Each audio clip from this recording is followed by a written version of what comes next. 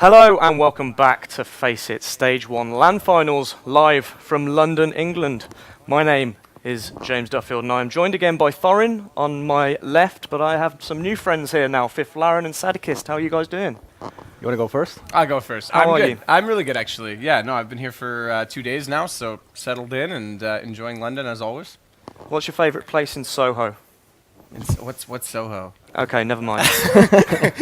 I don't know the districts of London that well. No. So you've been in London. You've been travelling around loads, right? You've been all around Europe and. Yeah, it's been awesome to be over here, actually. Not to say another league on stream, but thanks to PGL for bringing me over here because the 2 months I've been here has been absolutely awesome. I know. Just did it. But it's it's been awesome because there's been lots of other lands that I've been able to be a part of, and definitely seen a lot more of Europe than I would have anticipated seeing, at least this soon in my life. So it was awesome. Awesome. FiFLaren, how are you doing this morning? I am good, thank you. A little bit jet lagged, but it's not too bad. I'm hoping that this game will wake me up a little bit. Yeah, this game, Fnatic versus Team Liquid. We expecting a good one, Thorin over there. How are you? You expecting a good match? Nah, not really. No, you're not. If you enjoy watching Fnatic play, and you like highlight movies. Oh, I thought you were gonna say if you enjoy watching Fnatic plow, because that's pretty much It's what's more gonna of a happen. sort of thing, but you know. Yeah, I guess know. Fnatic can plow as well. But you thought that NiP were going to plough the last match as well, and Yeah.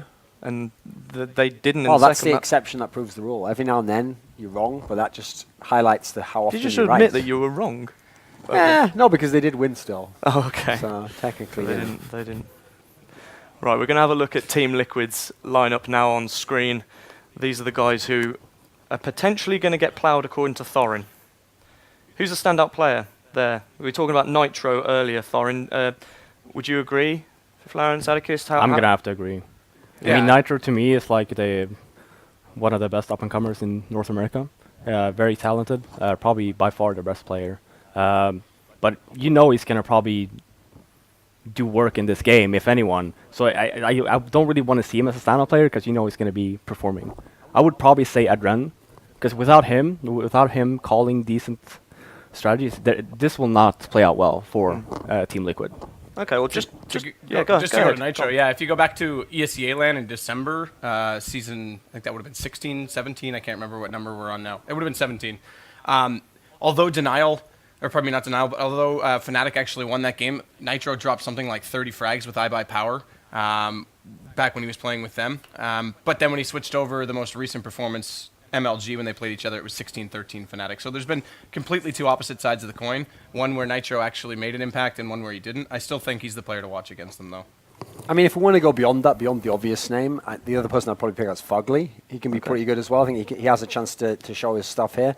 One of the problems, obviously, is when you go against Fnatic, though, they've got so many star names. You know, it goes really deep. So even one star performance alone probably isn't enough. Do you think, FiFLaren mentioned Adren before the break, if anyone's just joining us now, you mentioned that in the past he's done some of the choking, as we like to say. He's just a guy where he's had his problems when he's come to the European tournaments. Yeah. You know, there's a track record there. And so the reason why I pointed that out is because people will think, okay, well, towards the end of the iBuyPower era when they had Dazed and Steel, etc., well, they made to the final of the last FACEIT League, actually, the last season, and they made top 8 of ESWC, and they made top 8 of Gfinity, so you might think, oh, right, I guess they all got over it. No, but actually, Adren wasn't in the team anymore at that point in time. He'd been removed earlier in the year, making way for, I think that might have been Steel, actually, that he came in for. So I don't actually know. I still need to see from him if he's not going to have those issues on European tournaments, because, again, as I mentioned, when it was the Katowice offline qualifier, his team, on paper, should be one of the teams getting out of that. You know, they've got the talent for it, and they didn't get out, and they actually did quite poorly. So they went out. In fact, I think they just had 2 straight losses and went out. So I want to see that as the aspect there, because I'm not actually sure. Is he actually the in-game leader, Sadikist? Yeah. He is. Daps and him have been back and forth share on it? calling, but it's been Okay. shared duty. You'll like if we had comms, you could listen in. You'll see Adren usually make the initial call, and then Daps will contribute. Because, I mean, that's one of the post. issues there, is if your in-game leader's the guy who's choking, etc., that can throw the whole team off. It's one thing if one player is and the rest can make up for it, but if the in-game leader chokes, that can sometimes affect actual calls as well. Like, he's not making the good calls, or he's hesitant to do something because he himself's not playing well. Right. Okay. And the Fnatic team, which we will see on screen now, very well-known team. Obviously, you're number 1, Thorin. Are we going to see any standout here, or are they all just going to stand out? Are they going to be? Well, what's been interesting about the last few tournaments for Fnatic is the old setup was Crims used to be like the really stable player, and then JW would just have these crazy games. But it feels like in the latter day, the two players who were doing the best most recently is Flusher and Olaf M, actually. Olaf's been the really consistent one. He nearly always has a good performance. But JW in the final of CCS, actually, some maps he just disappeared completely. Meanwhile, Flusher was going crazy in some of those maps early on. He had like 25 kills within 10 rounds on some of the maps. So I actually don't really like that dynamic. I think that's why they haven't been winning to a degree, because there is like a hierarchy in teams. It's when your best player isn't doing that well, if another player does better and picks up the slack for the kills there, well, you can't necessarily do his job, you know. So it doesn't always work out that way. I think they're at their best when it's Crims and JW are like the main guys, you know. And Olaf M's just like an awesome luxury. If he's a really good player and he just throws in the odd game, awesome. So at the moment, having Flusher carry hasn't really been the formula for success, I don't think.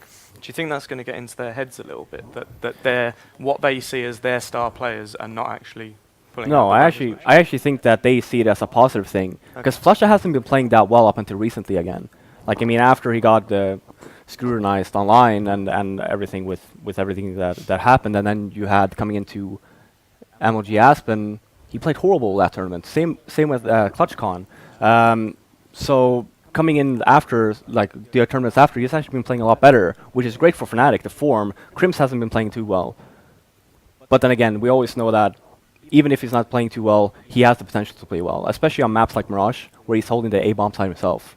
That's actually really key for him to actually be able to actually do that. And again, he hasn't been playing too well, same on Inferno, but we know that he has the potential there. And Olaf M being a beast as he is, you know, they might have had some issues, but they're still a very good team. So again, I have a very hard time seeing Liquid be able to, you know, actually do something here against Fnatic. Yeah.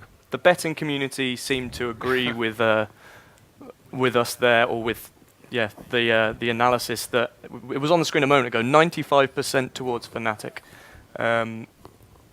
I think we are going to see a very similar outcome to what we're all expecting. So here is a knife round, and I'll hand it over to you guys for Flaren and Sadakist. Yeah, I mean, this is the interesting thing, is we're starting out on Cobble, which Fnatic obviously boot camp before ESL 1. Extremely good on it. Really good fakes and smokes, and I think actually since ESL 1, I think they're undefeated on it. They had a close game against NIP, who had a good T side against them in the best-of-5 last chance qualifier for PGL CCS. I think Envious is the only other team that's given them much of a run. Yeah, and I mean, last time I think Fnatic played this map was versus NIP, if I'm not mistaken, and that was the PGL finals, and they just stomped NIP completely. So this is a very good map for NIP, or for Fnatic, sorry. And at Liquid, I actually haven't seen them play Cobble that much. So I can't really say if they're going to be decent on it.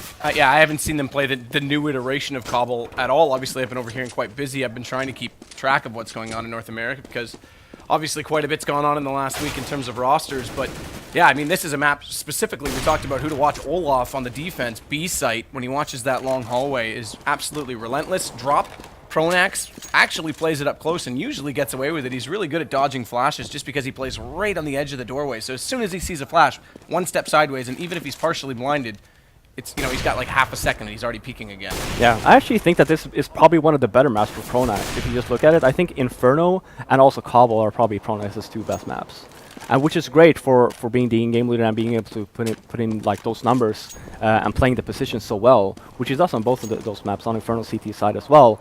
And then, yeah, like you're saying, like all of them, this is same with JW. It feels like JW has a lot of space on this map, because he can do so many things. He can push hallway, he can push A, he can push mid, he can push anywhere he wants, basically, and that's how JW likes to play. Yeah, and not only that, the smokes that they throw, even though it's a fairly large rotation, specifically T-sided, goes site to site, the smokes that he throws holds a lot of the CT players in place, so it really comes down to that one clutch player who's either at drop or on CT to be quickly rotating back and forth through the connector. But Fnatic obviously won the knife round. They'll start it out on the pistol side. And a bit of a rush coming out already from Team Liquid. And they want to actually not even contest drop. They've got all 5. Okay, no, they do have one lurk player in the form of Nitro back toward drop. But here it is. Olaf Meister's already up close. And look at this reconnaissance mission. JW already up behind. This gives up the gig. They know that they're at B. Yeah. Yeah, and that's what I was talking about. JW loves to do these things. He doesn't spot anyone, he just waits and he pushes. Oh, but Olaf gets caught. He actually came up close to Daps and just on the other side of the smoke, so Daps had vision and Nitro's going to come in and catch Crims. Now they've got a chance to walk in from both sides as Flusha has to look at both left and right. Good shot backwards onto Elige. Bomb's still going to go down there, but here's JW already on the flank, and he actually catches him. He didn't hold that bomb plant, so it's dropped, and now Team Liquid have to contend with only JW on the backside. Olaf Meister has lagged out, so we'll likely get a pause after this round, but again, bomb not down. It's a 1-on-2. Oh, okay. So issue somewhere, I assume, within the server, perhaps with eBot on the drop. It just decided to go ahead and reconnect. The interesting thing is we're really deep in that round, and Liquid had just picked up the bomb and actually were running it in toward A. So they'd pretty much given up on the B site to take that fight. They would have had a plant, but then you go one-on-one with That's such a shame as well. Being on a T-Sun on Cobble, managing to win the pistol is so big. Yeah, especially of course they hadn't won it just yet because it would have forced the one-on-one with JW as but they still had a chance, right? I mean, look at Fnatic's timing there. It was actually pretty off. They knew that JW was flanking. Even though they knew that, they took positions where they had to take the fight early, which left JW in a very awkward position because they had smoked it off. He had to run through the smoke to actually, try and kill someone, and they just kept on getting picked apart. The best thing there, when you know that he's coming from behind, just take less awkward positions so you can actually just wait for JW to do his thing. Because you saw JW or Olaf M through the smoke. That was a good position from him. Obviously, he failed a little bit there with the 5-7. I was expecting him to at least get 2. Normally, exactly. That's what I was going to say. Normally, when he gets aggressive in that spot, he does get 2. I think he thought he was deeper in the smoke, and Daps could actually see him. So. But that's the only position you should have. Like, Olaf M can stay there where he was. That was a good position since the smoke was down. Everyone else, just back off a little bit. Just wait for JW, and then once he's actually in position, you can push forward and just try to take the bomb site. And you didn't really see that. You saw them getting picked apart. OFM died, and then I think it was Pronax who died. And Nitro got the better of him at drop, which we talked about just prior to that. That Pronax is quite good there. So. Yeah. So I mean, I'm not sure how this round will play out now. Probably it's going to be a do-over. Yeah, this is going to have to be a very large gentleman's agreement. I mean, we saw last week at CCS.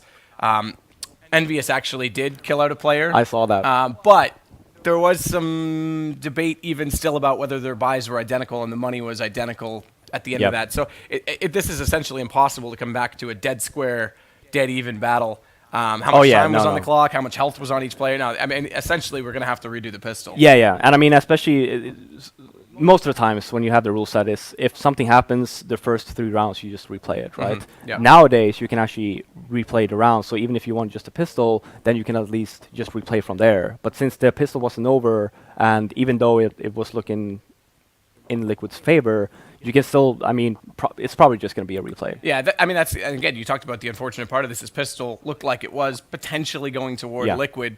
That gives them that 1-0 start. Pending an anti-eco, you get a bit of a cushion. Map's a little bit more even than it used to be. I would say 8-7. 9-6 should be for sure, I think, in pretty much every case. But I would say 8-7 is actually very doable right now. Maybe not then these 2 teams. I was going to say, you have to consider the teams as well. And getting the pistol versus a team like Fnatic, who's known to be a very good Cobble team, that's really and that's big, the point I was going to make. Yeah, it gives them a chance to actually make that scoreline possible in the first half. So instead of, I mean, you lose that, you got to do it the hard way. Then you're looking at potentially only 4 rounds going Liquid's way. I can't see them, barring some huge, phenomenal play from individuals, Nitro specifically at drop, and then Olaf perhaps not getting all the trades that he's looking for. If by chance Liquid have some brilliant flashes that catch him off, then maybe they'll get, I would say, best 4 gun rounds would be what I would expect out of them. But this just becomes a lot harder if they don't get this pistol. Yeah. But I keep in mind as well, they've been doing work coming into the tournament. Because since obviously they knew that they were qualified, they have been actually practicing a little bit. And Fnatic has actually been on the road quite a bit. Whereas for Liquid, they've only been practicing. So I'm not giving them the edge at all here. I'm just saying that they do have a potential to upset Fnatic, at least one of the maps. I don't think it's going to be Cobble. Mirage is also going to be hard, but knowing that... And going to Mirage, think back to the qualifiers for Katowice when they played on it on their defensive side. Flip side, realized they were playing really passively, and they would just smoke off the A site, run in. So hopefully Liquid's learn from that, and they'll get a little bit more aggressive, because if that's the same trend, Fnatic's going to walk all over them there. So that's a little bit different. Of course, Fnatic likes to play a bit more mid-presence, but they'll still exploit that eventually. Yeah. So, I mean, it definitely creates the map pool. Actually, Thorne and I were talking about this last night. Fnatic has such a deep map pool right now that it's really hard to find a map that you're going to beat them on in any situation, because they're going to veto out their weaknesses. They've got 5 strengths right now, ultimately, and they're going to veto out instantly the 2 they don't want to play, and then you're stuck with the lesser of the evils. Best case scenario. Yeah, and that's why the finals that you just played last weekend versus TSM was so fun to watch, because they do match up pretty well in terms of maps. Same with Envy and Fnatic. They also have the same maps that they play. And then it's always so fun to actually watch them play, because since they're good on the same maps, and then coming in TSM, obviously underdogs, even though they came from the upper bracket, managed to win their first title in CSGO, which is massive, right? So that's why I'm looking forward to see them play here at FACEIT as well, because then we'll see if it's a continued trend. Yeah. I mean, it's hard to judge them after one tournament. I think they were long overdue for that win, Yeah. and they worked hard for it. I mean, giving up one map and winning 6 against the company that they were with. I mean, that's pretty remarkable. Yeah. There's no question about that. It's a good feat. The other aspect we haven't really talked about much is Liquid. Obviously, yesterday, or I think the day before, actually, it was discussed and discovered that Hiko was planning on making a team with potentially 2, if not 3 of their members on the roster. That creates a bit of turmoil. Now, we've talked a little bit off stream about it, and it seems like that's subsided. Obviously, Liquid came back with a great offer for their members, and they've discussed it. They're fully committed, but that does sort of play in the back of your mind. Do you think that's going to affect them at all in this tournament coming into this? I think if they actually did not redo their contracts or whatever happened, I think it would have been. But not knowing that they actually re-signed again, you know, their contracts are done, they made up their mind, okay, we're going to stick together now, and we're going to play, then I don't think it's going to be too much of an issue. I think if this didn't happen coming into the tournament, then yes, I do believe so. Okay. I think that if this would have been a bad tournament for them, or if it's going to be a bad tournament for them, chances are they wouldn't be around for that much longer. But since they re-signed, they have obviously, you know, they probably got a much better contract now. It just gives them more strength to play and more, you know, it's going to be fun to play because you actually get something out of it, like more than usual, right? And you have to wonder as well if the re-signing is a result of the new Pro League being announced. Now there's more of an investment for Liquid, because for a little while it looked like there was a shadow over North American CS, and if they weren't going to perform, where's the return on investment for the sponsor? But now you have to wonder. A new league comes out, you've got a potential top North American roster, it's worth it to stick around. So the timing might have worked in their favor there as well. In terms of, like you say, getting these contracts, 'cause if the contracts didn't come now, they perform poorly here, then might be in jeopardy. Yeah, it might. Yeah, exactly. And I mean, that Pro League as well. I'm not sure of the rule set, but it's probably the same as before, where it's top 4 going to the playoffs. There hasn't been a whole lot of detail released in terms of that. I know it's 22 matches or something like that over Tuesdays to Thursdays, best of 1s. I would like to see best of 3s in that scenario, but best of 1s, it's a long season, so. That's probably why. And I mean, considering especially for North America, I mean, for Europeans, they will always perform versus everyone, right? But for North America, obviously the biggest thing for them is to perform in North America. So you know, they don't actually lose out on that top 4 spot. So that's probably going to be their main focus, especially after this tournament, to make sure that they actually do well versus the other North American teams because of the shuffle and everything that has been going on over there. Yeah, and I think this was another debate Moses and I actually had. Do you build a super team that suddenly goes overseas, can compete with the big dogs, and then comes home and stomps everyone? Do the home teams learn from that? Do they say, okay, we got to be this good, and then they practice to beat them? Or do you start growth internally and create a strength throughout the whole scene? And I think throughout the whole scene is the way to go. So having this Pro League, if it develops well, could actually help all teams involved. I think having more than 8 is good as well, because the hierarchy has been so... There's just been a huge discourse between the top. You've got these teams that dominate Invite right now, and then the bottom teams which really don't do anything. And the bottom teams don't learn anything all season because they're just getting smoked. Now you've got more of a... Yeah. It's going to be still a divide. You're going to have your top teams, but the rest of the league's going to mix it quite well. And I think they'll start to build off that and learn from that.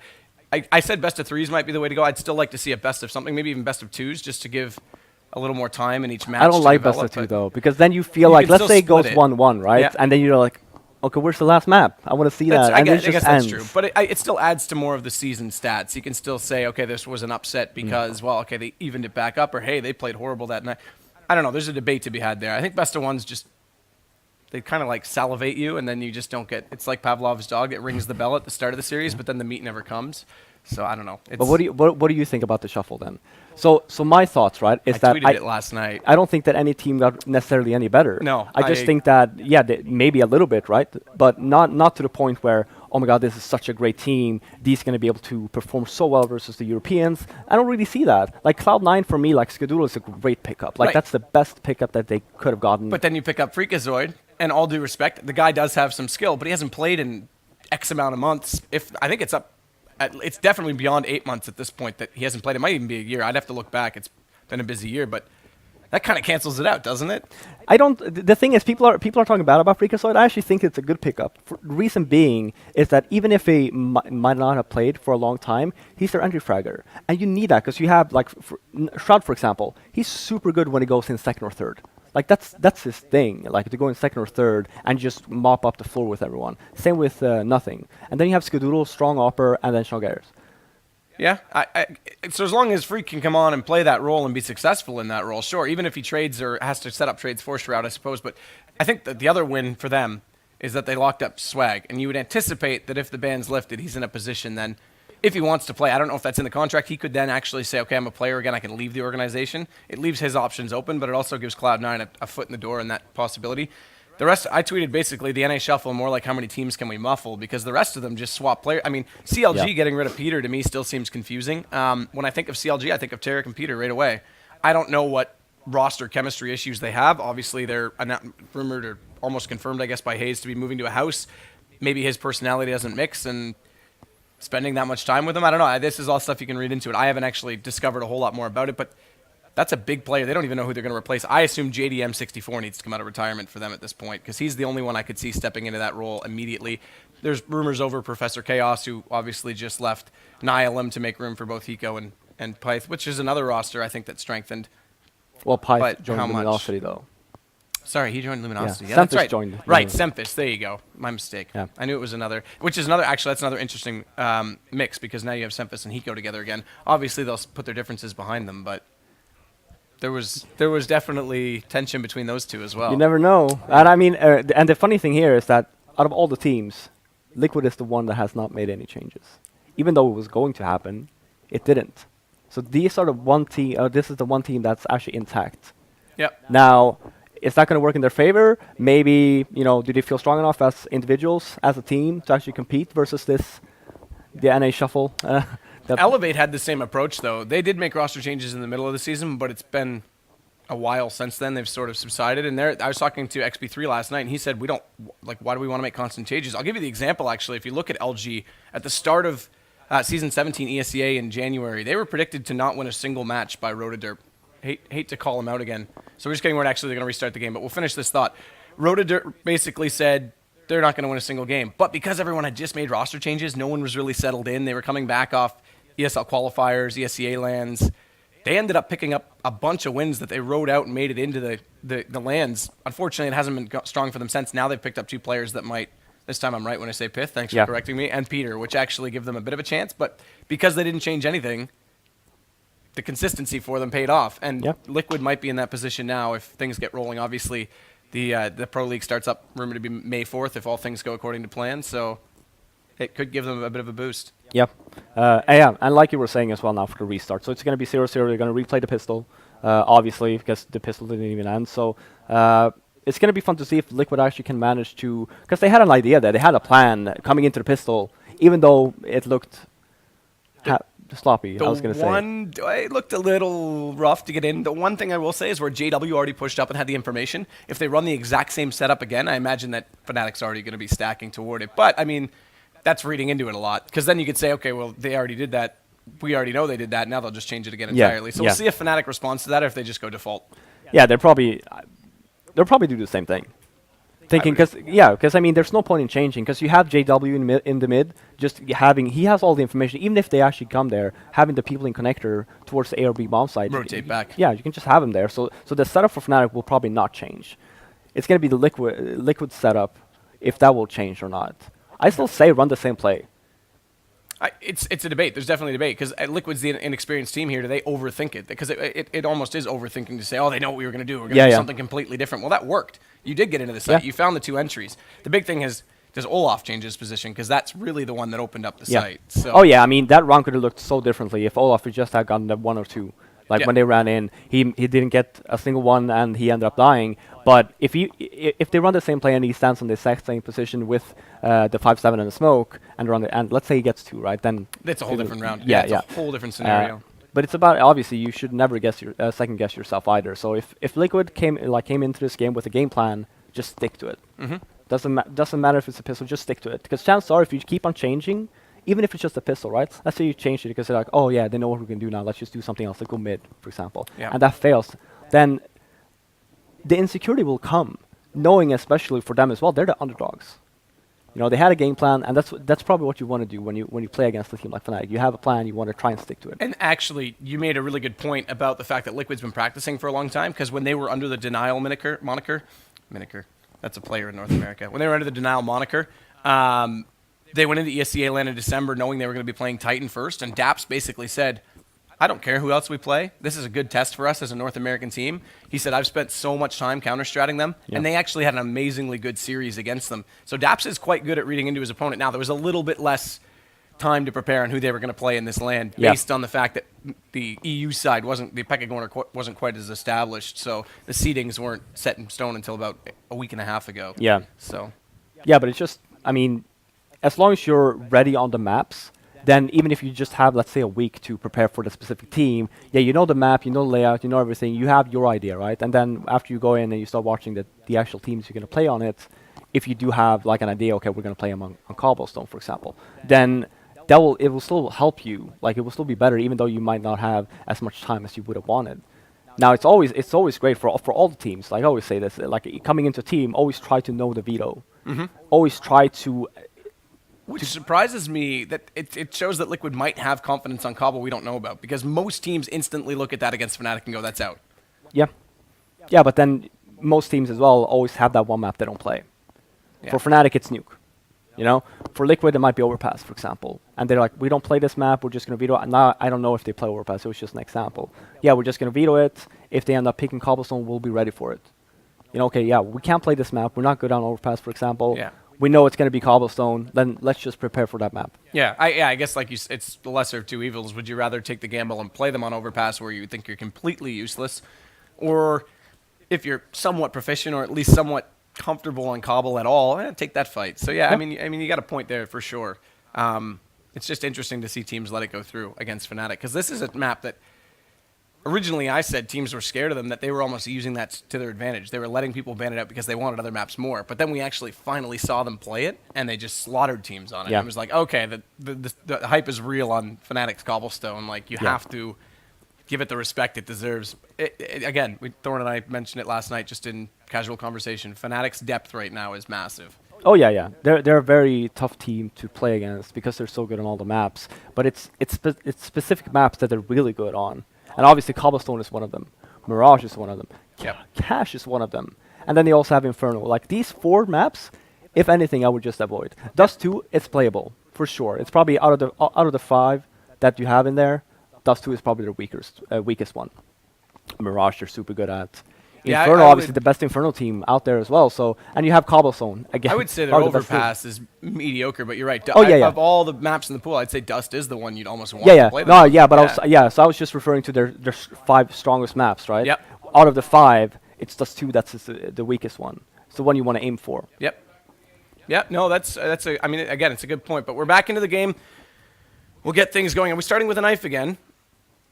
Apparently, we're starting with a knife again. No, so they're just gonna right kill out. Yeah, okay, because good. they restarted the server, so obviously Ebot has to do that. Yeah, and it was already done. That was established. So Fnatic will still start CT side, and Lick will go right back, hopefully, to the pistol that they started off, and hopefully with a similar fashion from their perspective. Yeah.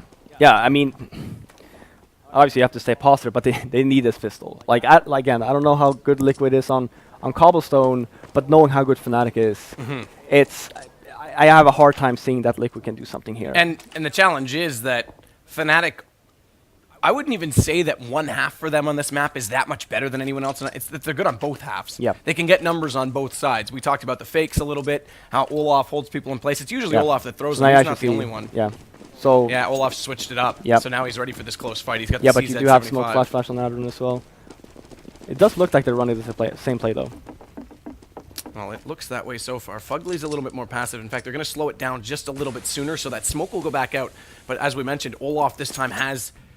He changed pistols. Yep. He's so sneaky. Yeah. Well, this is a high rate of fire. So now if they rush him, he's got a better chance to potentially do more damage, and they're already pushing through, but they're past him this time. That's your bomb. So he actually pushes through and catches the bomb. This gives him a chance to play it in reverse. He does get caught by Nitro. That's important. But this pulls Pronax off the drop. Crims has already rotated. Fugly, though, gets JW. That's your flank player. So this is starting off. Liquid's actually responding to the weaknesses they had the previous time, but not getting the entries they did. So it's a complete shift at the same site. Yeah. Yeah, you actually you saw there that both teams did exactly the same thing. This time, though, we're 2-on-1 for the reverse. It's going to be Fnatic that have the man advantage. Nitro's the one that's still standing. 85 HP for him. And 86 and 100 for both Crims and Flusha. And Nitro spotted. They're not even going to give him the time of day to sit and get comfortable. They'll take the fight to him and peek him at the same time. And like we said, that round actually changed it up. They caught JW lurking, but they didn't get all the way in the site. Yeah, exactly. Yeah, like you were saying, they caught JW lurking. They were just waiting for him because they knew. So both teams actually essentially ran the same strat. It's just that Olaf Ami changed his pistol from the 5.7 to the CC, managed to get that one person, which is key, and then it still looked like to be going into Liquid's favor, but they just never reached the site. Yeah, obviously the SMGs, of course. SMGs are out like crazy. Flusha's the only one with the P90 though, so it's only going to be $300 kill reward for him, but still lots of bullets in that magazine. Lots of pages to be turned. Olaf, this time, slightly different angle, but still up close with the MP7. Pronax, a little bit different under drop. They'll avoid the flash. They're going to jump down, but Liquid does find the burst. It's Nitro again, and they trade it out. So despite that Olaf finds one at long, Alicia's already found Pronax. This forces Olaf to get back inside the site, and they've given up an SMG. Flusha's still got his P90, but there's one down. Daps with the Tech 9 needs to do more damage. Fugly's actually the one to find Flusha. This puts us down to a 2-on-2. HP very low, but still a man advantage as they caught Olaf with that Tech 9. And JW's going to take the fight. He's not going to wait at all. He goes right in, but the bomb's still down inside the window. Daps is trying to find the angle. Playing it passively, though. Ring around the rosy right now. The good news for Flusha, or pardon me, for JW is that he has got into connectors, so if bomb gets picked up, he's still in a good position to cover off both sites. But Daps, did he know he was there? I'm not sure he spotted him. Needs to be so careful, and JW gets the better of it. So Liquid give them a good effort right there. SMGs didn't actually get a lot of kill reward in the round. It was JW who picked up a lot with the P90. But now they'll upgrade. Yeah, they started off well, Liquid, getting all those initial picks, and they had the smokes and everything to actually try to get into the site. But being so passive, you just letting all of Fnatic actually just come and help their team instead of just doing it fast, so they actually do not have the time to do so. They could have probably won that round if they played a little bit faster, so JW didn't have time to rotate. It was a good eco nonetheless. Yeah, so with the SMGs going down and coming into the pending third round, we do have the rifles already up for Fnatic. 2 M4s out. JW, Olaf, the 2 players holding onto those. Pronax changing his angle again this time as we saw double flash come over. This time they won't catch him at all. It's, again, just plays an angle he can fall. Nitro does find him though, so Nitro's entries have been quite solid, but Crims with the double, that slows things down massively before Adren goes back into him. And look at Olaf from long range, has the angle to hold into the drop and at long. And he'll get a third. Nice shot actually for the last one. Yeah. So here we go. We're probably not gonna see an op though. Nope, we're not from Liquid. They would have to go glass cannon. Yeah, Fugly could actually drop an op if he wanted to, but they're not going to. So I guess we'll see here if they actually do have a plan, if they actually worked on their cobble. And they'll split it up this time as well. So guns out, but look at the aggression on the A side. Flusha already up at long A. Now Lige needs to take the fight down low against JW. And Adren's going to eat a bit of damage from that nade. Only a minor, very minor amount. 4 damage, but they've got him checked off. And this is now, okay, so Pronax, this is where he was effective. Olaf's already found one out toward long B on Daps, but this is where Pronax gets close. Now that he knows guns are out, he'll play it very tight on that angle because that flash actually has to come in either really shallow so he can push against the wall or deep, and if it goes too deep, it bounces off the pillar just above him and he'll avoid it just by turning. So he has a good position to dodge that flash again. Yeah, and we see smokes as well.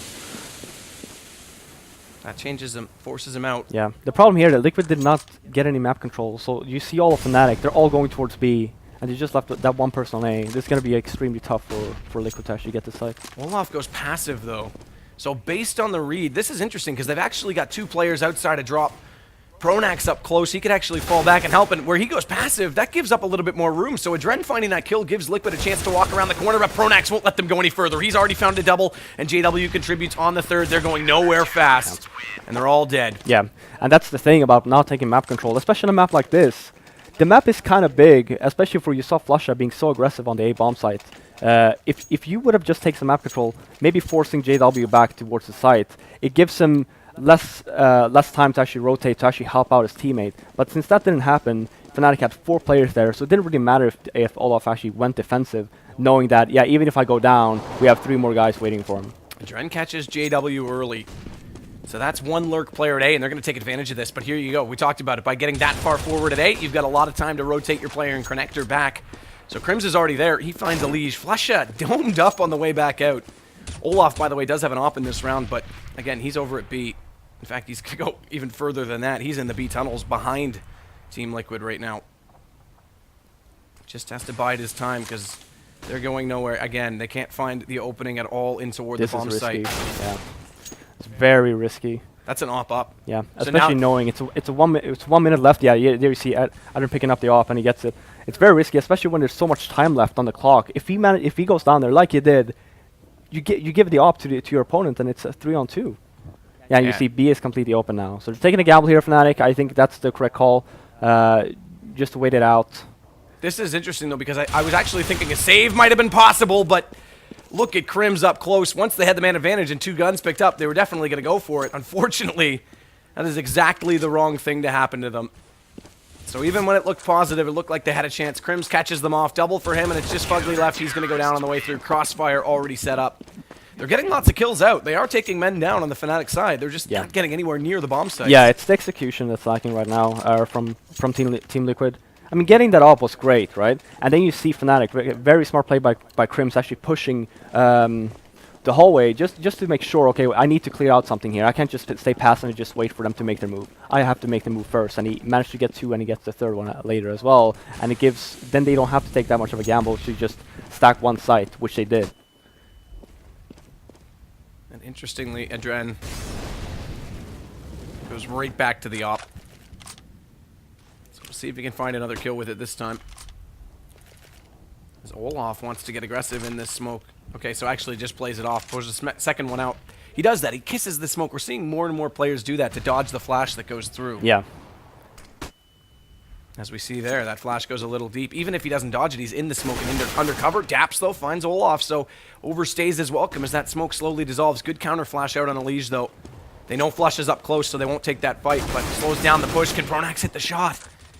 Loses a lot of HP, down to 15. Daps down to 27 in response. Nitro, meanwhile, is going to open up A site. That's Flush it down, and now they've got them split. Bomb is over toward A. There's only one rotator in position. That's going to be JW, and he's already found.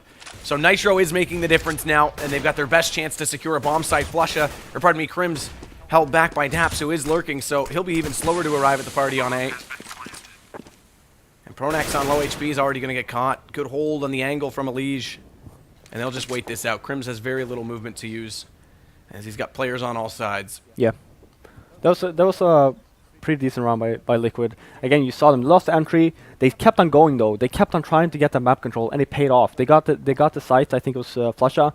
Then, knowing that JW was there before, they couldn't spot him on site. They just decided to smoke off the connector area, rush the site. Nitro with 2 raid frags that round. That just basically secured them the round. And the other thing too is they split it that time. They had actual players enter on B. Fnatic's been so used to them fully committing, they rotated 2 players into connector. And like you said, the second one was JW. He couldn't get back in time. Yeah, so it's a great round, and this is how Liquid should play pretty much every single round. All of these, stacking into B and just try and walk in through the smoke with that one flash. It's not necessarily going to pay off. Look at Cadian. I love that Cadian highlights this for us, yeah, so we don't have to. Cadian is awesome. Yeah. But yeah, obviously a full buy from Fnatic. He didn't have that much money because they kept on losing a lot of men, like we were saying before, with Liquid actually getting the picks. It's just they couldn't execute onto the site. So this is an important round for Liquid. Winning this one is going to force Fnatic onto a save. Yeah, and the other thing is we just saw JW firing with his pistol. If Liquid read too much into this and think they've broken the economy too soon, they're going to be surprised because, like we've seen, there are 3 scouts out. Now, keep in mind, Fnatic in the past have done these aggressive force buys They've got the money to make this sustainable with head armor this time, but they've done these aggressive force buys and actually paid the price for it down the road and given up far too many rounds defensively. We'll see if that's the case. Olaf's already got one tag onto Adren. Nitro's down low as well, and he's already caught. 70 damage comes out. That's far too much for what he had left. And Crims is on this off angle with the M4, so now they're getting slowed down, and Elise is, actually gets the kill in return. I thought for sure he was going to go down to that M4. The incandescence of the fire in front of him, and he still finds the kill as Olaf's still on that backside. Now that wall is slightly too high. You can't jump over that one to get the scout shot from there. Yeah, no, and you saw there, like, Liquid actually going towards the side a little bit slow. Good lurk from Fugly. Comes in late. There's 2 for him. JW, the second of which to drop. This opens up everything. And Flusha, although he has the scout, finds himself in a very lonely situation. As Cadian highlights, there's only 10 seconds, but the bomb will go down as it was already being planted. And Flusha, wow, okay. CZ75, make it 2. He's got this down to a 1-on-1, and Fugly's very low on HP. 2 HP only to work with. And that smoke's going to go off. That'll cover off one side of the site. If he fires through it and gets caught, he may just do that. It's going to go to Flusha. And there you go. Fugly thinks he's holding the defuse. And with the AK out, or pardon me, with the CZ75 out and only 15 HP, Flusha pulls off a 1v3. That should never happen. Having the bomb down on a map like this, sure, I understand that he gets the first one on the bomb side, right? Why peek him? Why keep on peeking him? You don't have to. Like, you don't, like, just wait. Yeah, sure, it doesn't matter if he has the kid or not. You don't have to peek him. Yeah, sure, you might have sold your mate on the B bomb or on the bomb plant, but it doesn't really matter. It's a 2-on-1, bomb is down, just play the bomb. Man, and again, Fugly had no HP to take the fight, so even if he spams through the smoke, which he has to do preemptively, the gig's up. So that was a big win for Fnatic. Yeah, they did have money to buy though, but as you can see, they don't have a lot of mates, which will not work in their favor. Especially throwing that, again, they're throwing the Molotovs here, but that's just a precaution. They're scared, right? You didn't see him actually take any map control from that Molotov, not at all. So he's just wasting his nades for no apparent reason. Sure, I understand it's a fake, right? But when you don't hit the site, if you just throw a flash, Fnatic's a great team. They're not going to fall for that. It's like, you have one flash, okay, everyone back up, they're coming. It's not going to happen. No, not going to happen at all. Yeah. And like you say, there's not enough investment to make it executable elsewhere if they don't have any nades left. Yeah, because now you see Daps have 1 smoke left. The interesting thing is, though, that because they lost so many men, and they did go for that really aggressive buy last round with the 3 scouts, they're still quite weak in terms of economy on Fnatic's side. If they win this one, they'll be right back into it fully, but we see 2 FAMASs and the MP7 for Crims. 25 seconds left. They have 1 smoke to work with and no flashes left. Yeah, JW in a reasonably good spot to get the first one. Now, he can get pinched quite easily. Yeah, exactly. You can't readdress that angle, and there's nowhere else to go. So Nitro finds Flusha as well. Pronax wants to go for this retake, setting up for this flash over top. Thinks better of it. He spams through. Daps did cross over just before that. Crims is going to find him. So 2 up, and again, bomb down. This time they need to be patient. We saw what happened last time. If they just don't peek, they've got a chance, and Adren's going to hold this crossfire angle. Needs to be so careful Pronax doesn't check him, and he will. There's the first, but there's 2 there, and that means they'll get him. Good trade out from Olaf, and he's going to find the second. Nitro had nowhere to go. They were on either side. No matter where he went to hid, someone was already looking. Yeah. Same thing there. I mean, yeah, sure, they got advantage, right? They got the bomb side, they got the bomb down. That was all great. Lost the after plant once again. This time they didn't necessarily peek it though, but I think it depends on the bomb site. So on this bomb site, the A bomb site, you want to try and get a crossfire, so they actually don't reach the site. Whereas on the B bomb site, because it's so open, there's not a lot of places where they can actually defuse the bomb and hide. But you have so many places to actually hide and be able to play that bomb. Yeah, which again is surprising about that last round we saw, that 1v3. But once it was into a 1-on-1, it was only ever going to go Flush's way with the HP the way it was, especially with that smoke that he had left. So again, saving nades for Fnatic paid off. This time smoke going to be executed on B. This flashes off Olaf. He's in behind the tree, so he won't get spotted. Man, he was in the open when they came through. Nitro does find your entry again. He makes it 2. That's Pronax down at drop as well, and he's going to make it a 3rd. Catches Olaf, so he's quick to move, and Olaf had nowhere to hide. Flusha does finally come around and silence him. JW tries to go for the no-scope, tags him up. But luckily, Adren comes around the backside. 15 HP for Adren, 100 for Flusha. We've seen this situation before, and this time there's no bomb down for Liquid to work with. It becomes even harder. Fire still on the site. Adren does have the bomb in his hands, but needs to be so careful as Flusha is getting closer and closer to his position. Oh, and he spams away. Tech9's not going to do anything there. A little bit of damage, down to 57, but it gives away his position more than anything.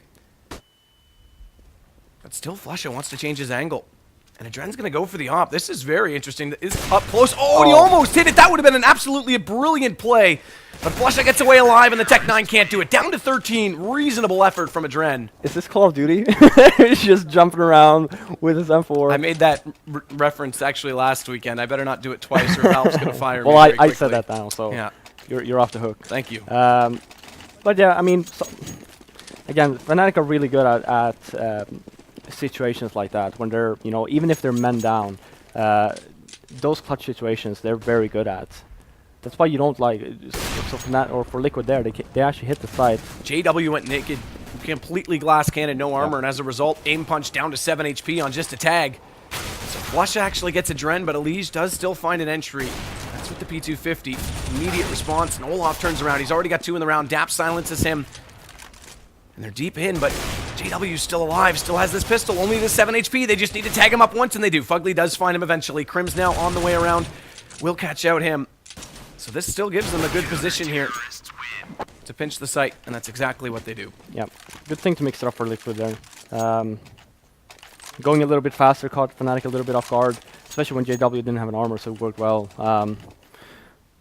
The interesting thing is that a lot of these rounds have been very close. The score's 9-1. Yeah, but look at the economy for Fnatic. Yeah, so Exactly. even though it's 9-1, they've been dying so many times, they don't have any money. It's just a shame Liquid aren't taking the fight late. They're getting the entries, but like you're saying so many times, they aren't getting close enough to the bomb site to do anything with it. They're not taking the control they're giving themselves. Yeah. So so that's what I'm saying. That the initial round or the initial 30 seconds or minute from Liquid, they're doing it good because they're getting the picks. It's just execution on the sites could be a lot better. Well, they've been around for a little while, but still a very young roster. Don't have a lot of international experience. This does give them a demo to go back and at least review and say, okay, guys, our problem is, you know, because individual skill right now, they're actually scaling fairly well against Fnatic. Obviously, some errors of inexperience, perhaps you could say, in that 1v3, but Nitro overall has been finding kills. JW again gets aggressive, takes a brunt of damage, and there you go. Nitro finds Pronax again. That's drop opened up, and he's opened up that spot so many times, but look, they still do nothing with it. Yeah. Especially known because it's Pronax, right? And they just saw JW push the A halls. Yeah, which should be a read that your second player on A is going to be passing. Look at the rotate now. All Fnatic. They're all there. Yeah, so they go nowhere. Olaf's already shut them down on one angle. Crim's on the backside. Flush is going to get a Liege, and it just falls apart. Adren's got 1 HP. And the shadow of a bullet was all that was needed from him. The USB takes him down from Flusha. And again, the opening kill. You saw, yeah, and that was so funny actually. Like I was just watching the radar. They get the entry on Pronax. They know that JW is pushing into, or like from the A bomb site, like very far into mid actually. They still wait, maybe a good 20 seconds, and then all Fnatic is on the B bomb site even before they hit the site. There's no way they can actually manage to get the site when that happens. You know, you get the pick. You know it's Pronax. You know JW push. You go right away. And JW again changes his angle. This time he's not from long A, but still getting a little bit aggressive down toward mid. There's a player that was just off to his right, but it's a Liege, and he's evaded. He's gone back toward the rest of his team. It'd be that nade. Oh, if that hadn't hit the box, that was big damage onto 2 players. And you see here again. That flash does actually catch Olaf that time, but Crims is on the crossfire. He'll pick up 3. Olaf only gets the 1 assist before he gets taken down. But just by staying alive, they come in with the blinders on. And look at Crims, cleans up the round. That's an ace. Just by playing a slightly different angle, Crims completely mows them apart. Yeah. And I'm lost for words right now. I'm lost for words. And again, they followed each other's footsteps. It's not like one turned right and tried to drop through the crack in the wall. It was just, we'll just keep going out straight. Yeah, and they keep on doing the same thing there. They try to do the same thing again, right? You know, all 5 together, wait for the smoke. Problem is, the Fnatic, they know that they'd like to actually get information. They know that they didn't see anyone mid. They know that you're going to be all 5 at B. Smoke flush off a danger. That forces JW to change up his angle. Nitro's going to find him as well. Counter flash out from Flusha. Has the SMG to get up close. Lots of bullets to fire. Crims actually is forced to draw back on the backside of A as a result, because with 1 aggressive and 1 down, there's nobody home on the site. Pronax does find a Liege on the cross. Crims going to get Adren on the way in. And it's all falling apart again as Pronax finds Daps. They had no answer. Finally, Crims does open up Nitro on the, or pardon me, reverse that. Nitro opens up Crims on the backside, but they're completely pinched. And Flusha came back through danger behind them. So Fugly, 1-on-3, just to Tech 9, and look at the, oh, we just saw that laser come in behind him. There you go. Olaf was there. Yeah, so, I mean, they should still buy here. And we haven't even mentioned money bonus, but that's pretty obvious at this point. Yeah, I mean, yeah. I would say so, but overall, like you were saying, we were talking about it before with the pistol. Like, oh yeah, they seem to know at least something, right? They have a plan. They have some smokes and flashes. Okay, sure. Having one smoke and one flash, yeah, sure, it's something, right? But we don't have an initial line of thinking where are you going with this round that you're doing right now? Then you're not gonna win, especially not against Fnatic. And this time it's back to a little more default. Olaf is a bit more passive. It's interesting that he's been more passive in this game than normal. Normally he's up close every round, but the way that they're smoking it and flashing through, it does force him off a little bit. So this is potentially something for other teams to look at as well, because normally Olaf is the one that top frags right now, but he's forced back a little bit further time and time again in this particular matchup. And Crims will be the one to throw out that secondary smoke, bounces off the box. Now Olaf, And with look, no yeah, one look coming at out. JW. He's pushing. It's no one here, guys. They're going B. Crims already finds one. Pronax does massive damage to Fugly. Daps does push through the smoke. That catches Olaf.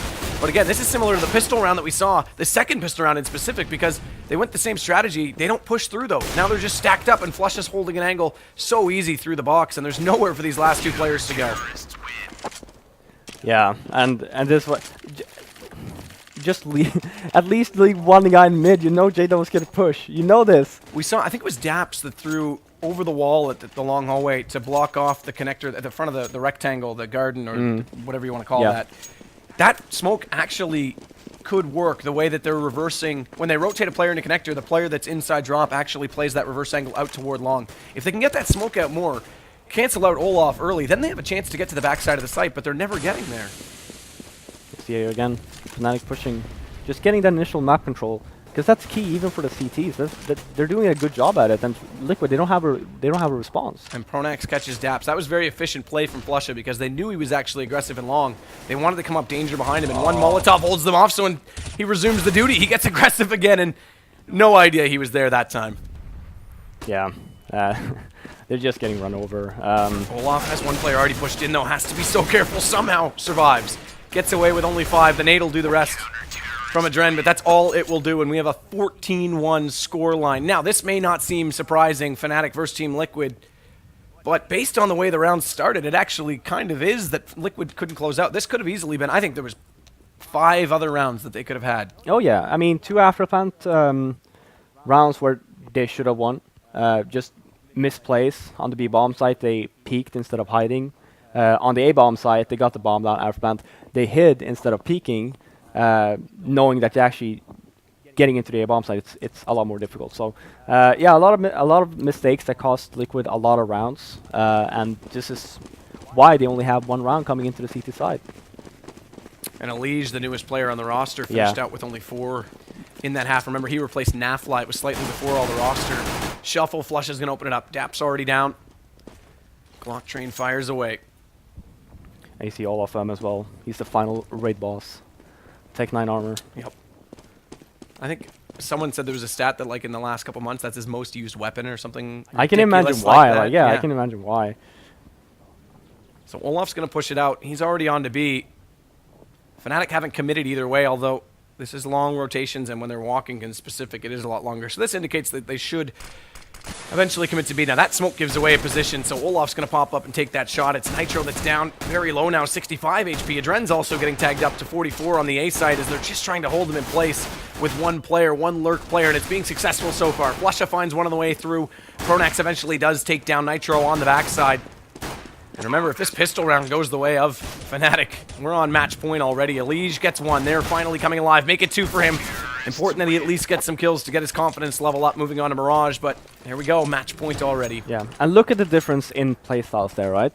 So you had Liquid for all 15 rounds almost on their T side. They didn't really take any map control. They didn't try and confuse Fnatic. You see Fnatic, even on the pistol round, all of them just managed to walk out in B, but Fnatic are still putting pressure on the A bomb side, so they can't actually rotate. They're keeping Team Liquid on their toes at all times and on both sides.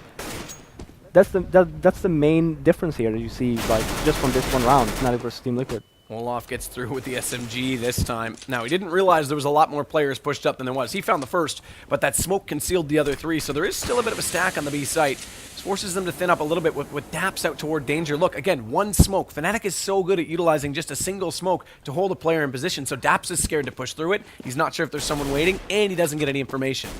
Yeah.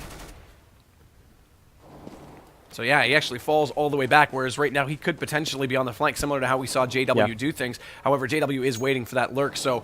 I mean, they need to take a gamble here, like when they just stack a site. They are with 3 people, but Daps over here on the A-bomb, so he should just run over. He should just leave towards the B-bomb site right away. Fugly's boosted up onto the tree. Nitro's already gotten aggressive on the back of that team flash. Does okay damage as we see Flusha down to 34, but they're going back, and they... Yeah.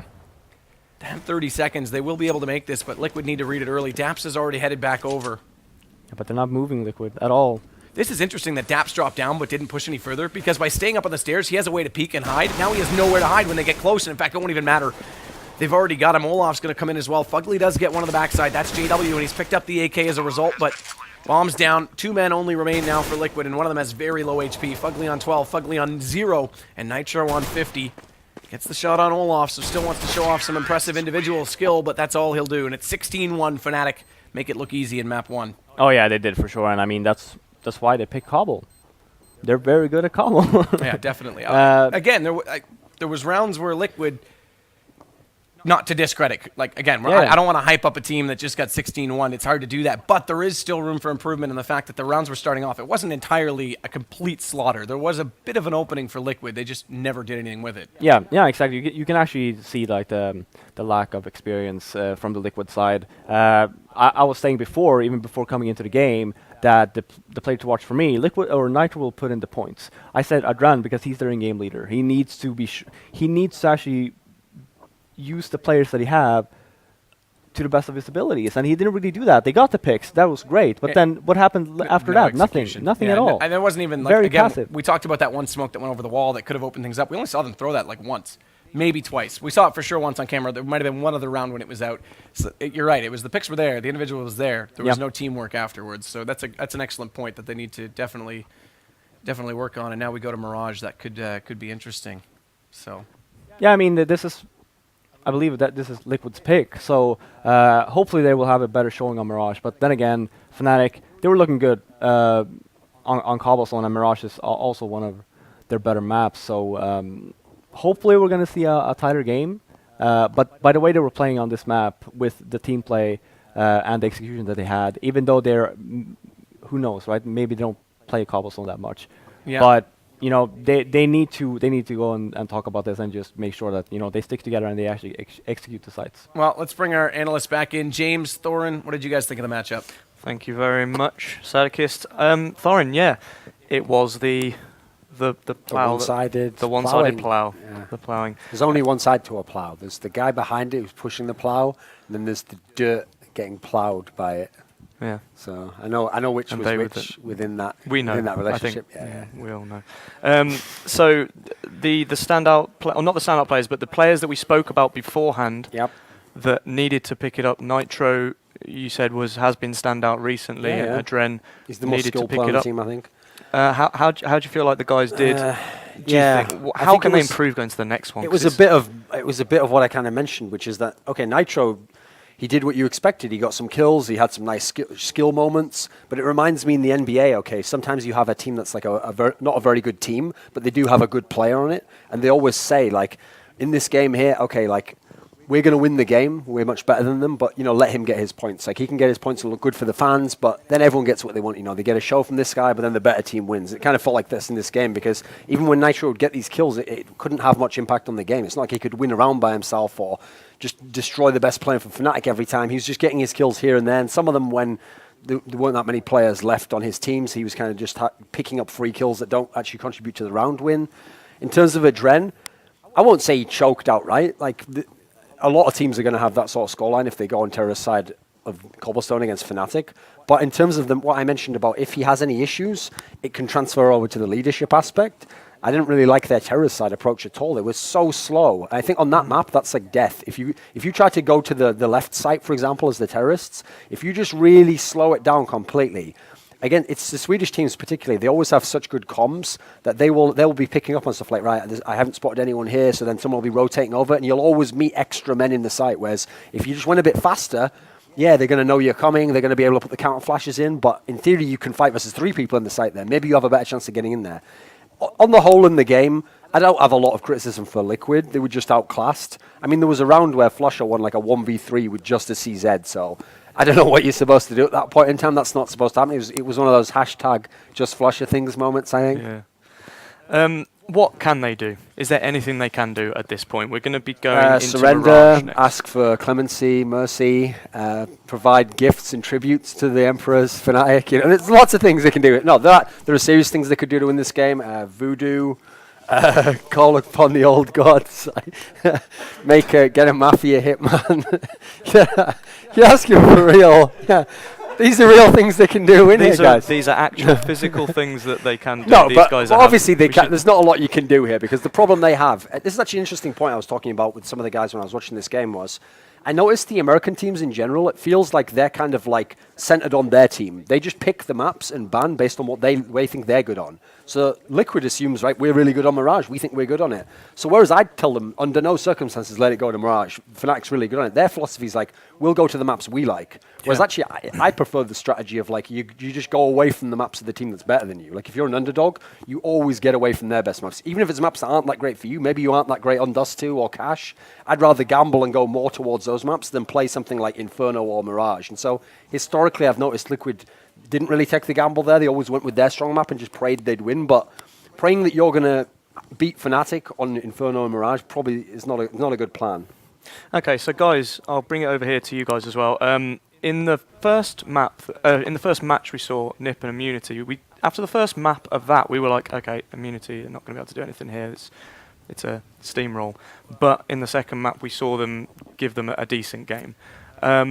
Can we see a similar situation maybe come out here? I think there's a bit of a difference there in the fact that went to Dust 2. And although people consider NiP as Dust 2, they're fairly good on it. It also is a map that a lot more teams can actually kind of play a pug style. There's less execution that's required due to the open spaces, specifically at long. It's more of just a one-on-one duel kind of map. I don't think that on Mirage we're going to have quite that same opportunity. Now, I do think Liquid should get more than one round. That's a given. But I think that this map actually, yes, they play it a little bit more. They actually are reasonable on it, but against Fnatic, again, I go back to the rounds against Flipside in the Katowice qualifiers. It was like a broken record for Liquid. They got smoked off on A, and they just wait for the smokes to go away, but by that time the bomb had already gone down. They secured post-plant situations, and they could never win the rounds. Liquid needs to address issues early in games, and they never seem to do that. It seems to be the same mistakes occur the entire half. So, again, I think they'll get more rounds, but I don't think it'll be quite like Immunity's run against NiP. And Robin, I'm hoping for a slightly serious answer. What can they do here? They need Is to there work. anything they can do? Again, I don't think they're going to win the map. I think that they can do a better job than on Cobblestone. And the main thing for me was they got the picks.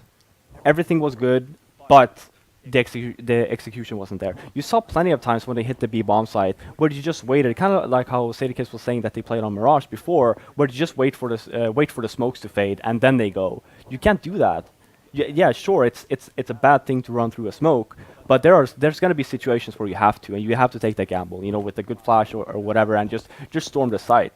Yeah, sure, you might lose 2 or 3 men, but you're gonna at least hit the site. So yeah, the initial picks, they did good, I feel like, on Cobble. They got the picks knowing that Fnatic are playing aggressive. They will play aggressive on Mirage as well, especially coming back from a 16-1 win on Cobblestone. So stand around, get the picks, work together, execute, plant the bomb, win the after plant, win some rounds, go over to CT, get trashed, and then play the next game. So we're talking about the T side needs to be stronger. On Cobblestone, we saw. Would you agree that the new Cobblestone is actually leaning towards T side a little bit? It's more T-sided than any other Cobble we've ever seen. I Yeah. don't know if you could call it T-sided. But it's Yeah. more towards T side. Yeah, and Like, we kind of said that before the match it has started. been. We kind of said 9-6 is a lot more common now. 8-7 in teams that play it regularly. So. Yeah. So it's difficult when we're seeing them play generally badly on the T side at this point. I mean, they weren't like the first minutes of the rounds were actually not that bad because they got the picks and stuff. It's just that the general idea of, okay, what do we do with the frags that we just got? Like, what is our plan? That wasn't there. Like, that was just lacking completely. And that's why I kind of think that on Mirage in particular, I think they'll get more rounds just because they'll be more familiar with it. They've played it more times. So when they get the kills, they'll have an idea of what they should do, what that means for the complexity of the defense and their setup. Again, though, the mid for Fnatic on Mirage is so strong. You've got 3 different angles they can play you from. Depending on how JW plays it, it means Crims can be back toward A if they want to be. Liquid has to find a hole in the defense early and exploit it as many times as possible to get rounds T-side. They really have to. And whether that's going to be direct executions on A, or if Adren and Nitro can find picks at mid. I mean, whatever it is, they've got to find it, utilize it, and take full control of it this time. Well, the not problem just sit is, though, back. if they want to get picks on mid, like in NA, there's lots of people think their AWP is okay. Online especially, they're all just going for all the AWP shots. You don't want to be peeking that middle window room when No, not with JW's JW. there with an You AWP. have to so smoke it. that can immediately throw off what you're normally used to doing there. So that's what I'm going to be focusing on, like what's going to happen with that. Because if they can't get that mid control, well, we saw in this game here, a great example is like Cobblestone, where there's not like a general mid area. You can only go to one of the 2 sites. And so as a result, one of the things that Fnatic's the best at is on their CT setups, reading like, okay, we haven't seen anyone over there, let's just gamble and put the 4 onto this one site, So if they do that on Mirage, it's going to be incredibly difficult to get into that A site. And on Mirage, it's not even just that they set up with the 4 men. It's the rotation. JW is known for jumping out the window, watching underpass. As he does that, Crim slides to A. Now that's 1 more man on the A site. So now they've just covered off mid. No one's there. Great. Now we've covered off A. JW then rotates back up. So even if Liquid want to go, okay, A execution, A execution, A execution, there's still another man at jungle that wasn't there, in the first 10 seconds of the round that will be there in the next 15 before they go back to the default. Like, it's really dynamic play, which is, again, they have to find the hole very quickly. if they're looking for a pattern of what you could do, it has to be said that, interestingly, a team that did beat them, Fnatic on Mirage recently, was TSM, and they had some crazy T rounds, actually. So maybe if you've watched that demo, because if you're watching the most recent Fnatic demos anyway, maybe you can pick up something from that, like maybe this works, or we saw a little hole here that was exploited. The problem is, you're not TSM, so you might be able to actually execute on the plan, even if you kind of have a sense for what would work. I actually do like the Voodoo play, though. Yeah, that's what I I'd think- go with. I I'd be think that's outside like with the the best thing you chicken do at this and, this moment, right? The other interesting thing, though, is in general in North America, a lot more teams. It's one of the things I noticed instantly about Mirage when I came over to Europe and saw it more and more. I saw it a little bit at LANs where Europeans were there, but it's almost like the default for teams in Europe to run that 1 player underpass to get up close to the window. North American teams don't do that quite as much. They actually just go, all right, we'll take 1 pick mid, and then the rest of us are over at A waiting. So they need to find a way to just get in positions that give them more of a chance. Because, again, even if you run the 1 player underpass, that forces the player at A to have to pay attention to connector. If you're not going to make him do that job, he's just supporting everyone at A, and that's another man you have to deal with. So I always stress that the problem if you're playing Fnatic on Mirage is that by default on that map, you're supposed to be able to get into the A site. Even if you can't hold it, even if they come in and do the retake, you're supposed to at least get bomb plants. You're supposed to be able to smoke it off and run in, and okay, a couple might die, but you get the site.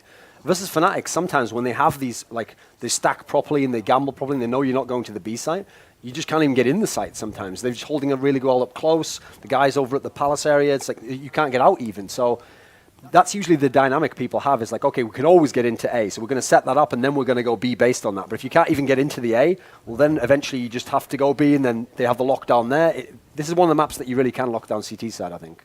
And Fnatic's one of the best at doing that. What's going through the minds of Fnatic right now? Do you think they're already looking to their next match? Do you think they feel like I'm they're... pretty sure they're talking about what they're going to eat after the game. Yeah, they're just... Yeah, I think so. I mean, Well, But they've they're worked up a confident. sweat plowing Yeah. that field, but they're confident, right? I mean, and you want to be you want to be kind of relaxed when you go into a game anyway. Yeah. You're probably talking right now. Yeah, Well, we've heard from the comms, actually, when we've heard the recent events, POV recordings of these teams playing with each other. You can tell how calm they are during the matches, which is really awesome. Back in your day when you played, if they'd have had Back those in your comms day. for you, back in my day. They'd have Some had those months ago, comms. like and 10 if- years If ago. they'd have had those comms with translation, would we have heard some good stuff? Would Oh, you guys yeah. have been like, oh yeah, this time when we beat Very Games, I actually want it to be NBK that cries, not Smiths, you know, like... That's my aim for this game, guys. I mean, okay, well, to be honest, Fnatic, yeah, there's some fun guys over there, right? There's some interesting guys Yeah. there. Some interesting creations of God. That's for Exactly. certain. But Yeah. then and then NIP they have Freiburg. It was very nice teddy bear and get right. Where are we going get, with this? Get right always says like weird things. So Yes. I'm sorry, Get right, but that is actually the truth. Like he's kind of weird. Like he can start mumbling about something and stuff like that. But yeah, but there are VODs from when I used to play 10 years ago. On the POVs. on Yeah, the you MS ones. You have Yeah. to download them and import them into Winamp. Yeah, 'cause you it's know, the on only the- file that still reads it. There's an FTP somewhere, you know, it should be probably scratch it off and find it somewhere. Yeah. But Yeah. yes, there are. Here's an interesting question then. If you know there's a POV recording of you during an event, do you hold back on some of the stuff that you're saying in TeamSpeak? Sometimes, I mean, I think some teams would milk it. I think I would milk it. I'd be like, oh, I know they're Well- listening. Let's just troll. Well, you see that? I feel like that sometimes Yeah. when you're listening back to it. You're like, okay, they know we were going to Yeah. hear that because they're just.